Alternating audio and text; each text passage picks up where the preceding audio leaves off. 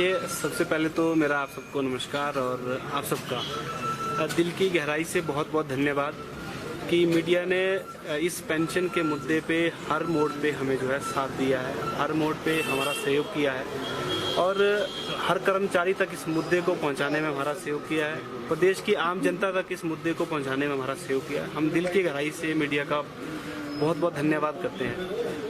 जहाँ तक बात पुरानी पेंशन बहाली की, आप सब देख रहे हैं कि हम लगातार इसके लिए मेहनत कर रहे हैं, लगातार इस संघर्ष को आगे बढ़ाने की कोशिश कर रहे हैं। हमारा क्रमिक अनशन ये आज 25वें दिन जारी है।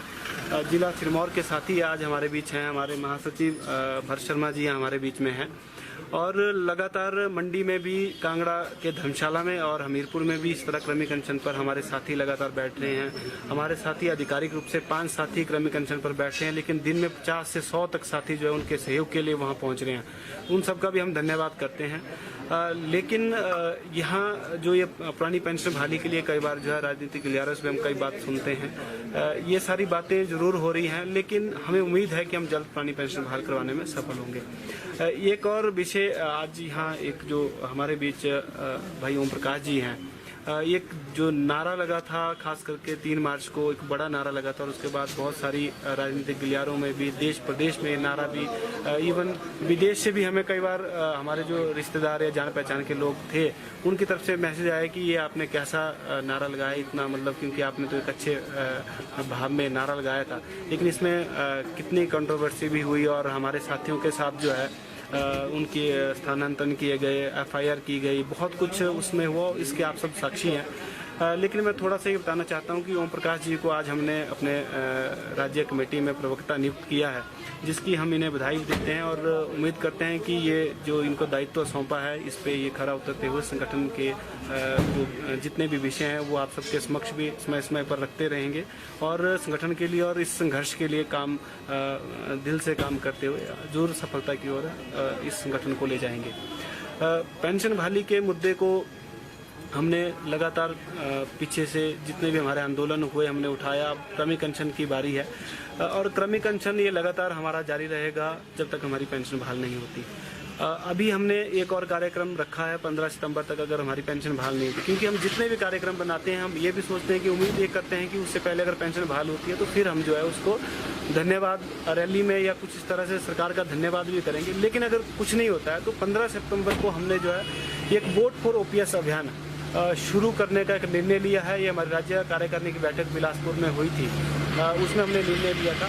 वोट फॉर ओपीएस का ये मतलब रहेगा कि हम वोट फॉर ओपीएस के लिए आम जो हमारे कर्मचारी हैं उन तक भी बात पहुंचाएंगे और आम कर्मचारियों के साथ साथ हम आम नागरिक तक बात पहुंचाएंगे। आप सब मीडिया के साथियों को मालूम है कि लगातार कमेंट्स के माध्यम से कर्मचारी और आम जनता इस प्रदेश की अपनी भावनाएं व्यक्त करती है कि वोट फॉर ओपीएस, लेकिन इसको हम जमीनी स्तर पर इस अभियान को जमीनी स्तर पर उतार रहे हैं। 15 सितंबर से हम शुरू कर रहे हैं। बहुत बड़ा ये हमारा एक कार्यक्रम पूरे प्रदेश में चलेगा और वोट फॉर ओपीएस अभियान का सिर्फ इतना सा मतलब होगा कि अगर वर्तमान सरकार हमारी पेंशन बहाल करती है तो हम वर्तमान सरकार के पक्ष में भी वोट कर सकते हैं। अगर पेंशन हमारी बहाल नहीं होती है तो सरकार को इसका जो कर्मचारियों की नाराजगी है उसका सामना करना पड़ेगा और जो ऑप्शन हमारे पास उस समय चुनावों के समय होंगे हम उसके लिए वोट करेंगे। ये सारे विषयों को लेकर हम जो इस अभियान के दौरान सभी कर्मचारियों को और इस प्रदेश की आम जनता को बताएंगे कि ये वोट फॉर ओपीएस क्यों जरूरी है, एनपीएस में क्या खामियां हैं, एनपीएस की वजह से कर्मचारियों को कितना नुकसान हो रहा है, सरकार को कितना नुकसान हो रहा है, आम जनता को जो इससे नुकसान हो रहा है, जो एनपीएस की वजह से जो आम जनता को नुकसान हो रहा है, ये भी हम आम जनता तक बताएंगे। सर, हाल ही में भी मंत्री विक्रम सिंह ने एक स्टेटमेंट दी है कि भाजपा ही ओल्ड पेंशन स्कीम को बहाल करेगी, इसीलिए मुख्यमंत्री बार बार दिल्ली जा रहे हैं। देखिए, मंत्री जी का हम धन्यवाद करते हैं। अगर इसमें 1% भी सच्चाई है तो माननीय मुख्यमंत्री महोदय और मंत्री जी से भी निवेदन करते हैं कि पुरानी पेंशन बहाल जो है जल्द से जल्द की जाए और अगर इस तरह के प्रयास है वो अगर अपने स्तर पर कर रहे हैं या सरकार अपने स्तर पर कर रही है, इसके लिए भी हम उनका धन्यवाद करते हैं। लेकिन ये निवेदन करते हैं कि लोकतंत्र में सरकार जो है 5 साल के लिए चुनी जाती है और बात अगर कर रहे हैं तो धरातल पे भी इसी 5 वर्ष के कार्यकाल में जो है पेंशन बहाल की जाए, अन्यथा कर्मचारियों की नाराजगी जो है वो बढ़ती जाएगी, क्योंकि बयानों से कर्मचारियों का पेट भरने वाला नहीं है। अगर काम करना है तो उसकी अधिसूचना भी प्रॉपर हो। और क्योंकि हम देख रहे हैं बहुत सारे विषय ऐसे थे जिसकी अधिसूचना माननीय मुख्यमंत्री महोदय ने घोषणा तो 4-5 महीने 1-1 साल पहले की थी, लेकिन अधिसूचना करवाने में हमारे साथियों को बहुत समय लगा। तो इस तरह से हम ये नहीं चाहते कि अब सिर्फ 1-1.5 महीना चुनावों को बचे हैं और अब आखिरी में सिर्फ इस तरह की बातें ही बातें हो और धरातल पे उसकी अधिसूचना ना हो पाए। तो ऐसे इन बातों से जो है कर्मचारी सब समझते हैं, क्योंकि अधिसूचनाएं अधिकारियों के समक्ष, मंत्री के समक्ष, सरकार के समक्ष जो है हम लोग भी पुट अप करते हैं। हमें सब इस तरह की सारी गतिविधियों का ज्ञान है सभी साथियों को। और अगर सरकार की मंशा है पेंशन बहाल करने की तो वो सीधे सीधे जो है पेंशन बहाल करे। अब मुझे लगता है कि बयानबाजियों का समय जो है वो बीतता जा रहा है। अब सीधे पेंशन बहाली की ओर सरकार को बढ़ना चाहिए। ओम प्रकाश जी आगे आएंगे, थोड़ी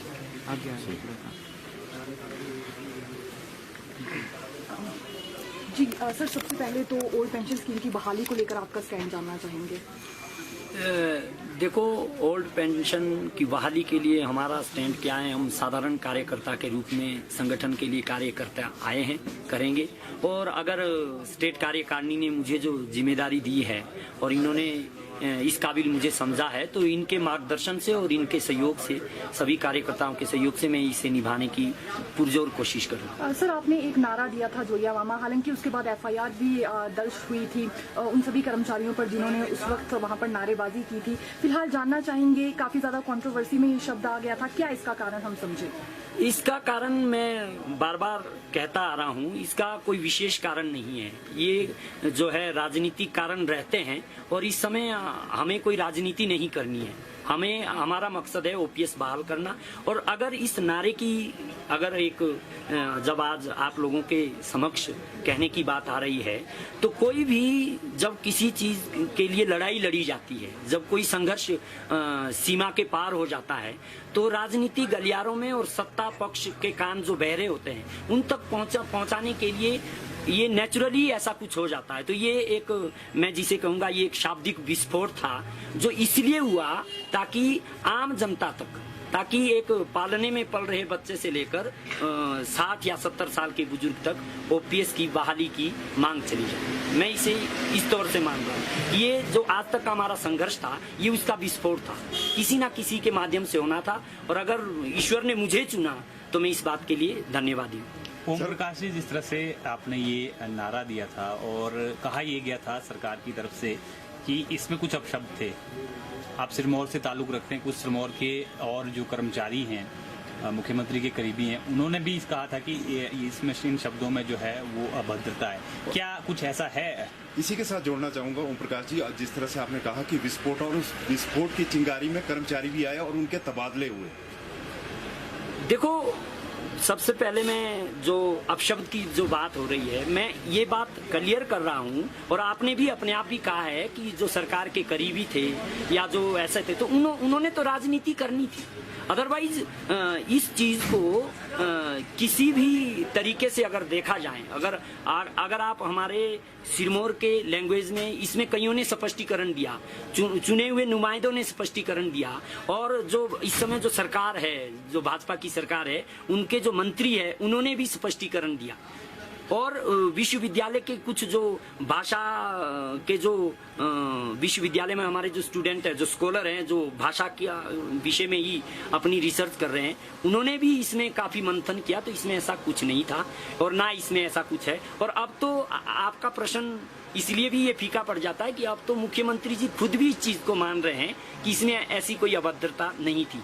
वो जो हुआ वो मात्र एक राजनीति करण के माध्यम से, जिसे एक षड्यंत्र भी कहेंगे, उसके माध्यम से हुआ। प्रताड़ना आप लोगों को झेलनी पड़ी? हमें प्रताड़ना ना याद है और ना हमारी प्रताड़ना हुई अगर हमारी OPS बहाल होती है। क्योंकि क्रांति जब होती है, आंदोलन जब होता है, उसमें ऐसे जिसे आप प्रताड़ना शब्द कह रहे हैं, ऐसे परिस्थितियों के लिए तैयार रहना पड़ता है और तभी मुकाम मिलता है। यानी अगर OPS बहाल होती है तो आप सब कुछ भुला के? हम अभी भी उसको भुला चुके हैं। 3 मार्च की जो बात है, हम उसको भुला चुके हैं। हमारा मकसद है OPS बहाल करवाना और लोकतांत्रिक तरीके से हम उसको बहाल करवाने की कोशिश कर रहे हैं। उस समय भी लोकतांत्रिक ही तरीका था और अब भी हमारा लोकतांत्रिक ही तरीका रहेगा अपने अधिकार को लेने के लिए। आपको लगता है कि अब चुनाव के लिए चंद दिन ही बचे हैं, लगभग 1 माह बचा है, तो सरकार क्या आपकी मांग मानेगी? बिल्कुल, हमें देखो विश्वास पे दुनिया टिकी हुई है और हमें विश्वास है कि सरकार को हमारी ये मांग माननी पड़ेगी और मानेगी। और अगर नहीं होता है फिर? अगर ऐसा नहीं होता है तो फिर भविष्य का तो किसी ने देखा नहीं है। कोई और नारा भी आएगा निकल? भविष्य का किसी ने देखा नहीं है। आंदोलन देखो तेज नारे, होगा। अगर आंदोलन तेज होता है, आंदोलन की जान होती है नारे। जो नारा आया वो भी कोई ऐसा नहीं है कि ऊपर से लिख के आया। आंदोलन जब होगा और आंदोलन में जब भीड़ जुटेगी तो नारा जरूर आएगा। माने कि नए जब कहने का मतलब है कि नारे के विषय में मैं कुछ कवि की पंक्ति आपके सामने रखना चाहूंगा। नारा जय घोष, उद्घोष या विजय घोष ही नहीं होता है। नारा जय घोष, उद्घोष या विजय घोष ही नहीं होता है। ये जो भूखे रह रहे हैं लोग, ये जो भूखे रह रहे हैं लोग ओपीएस के लिए, ये भी सरकार की बेरुखी के खिलाफ एक नारा है। तो नारा फिर भी आ सकता है और नारे आते रहेंगे जब तक आंदोलन चलेगा।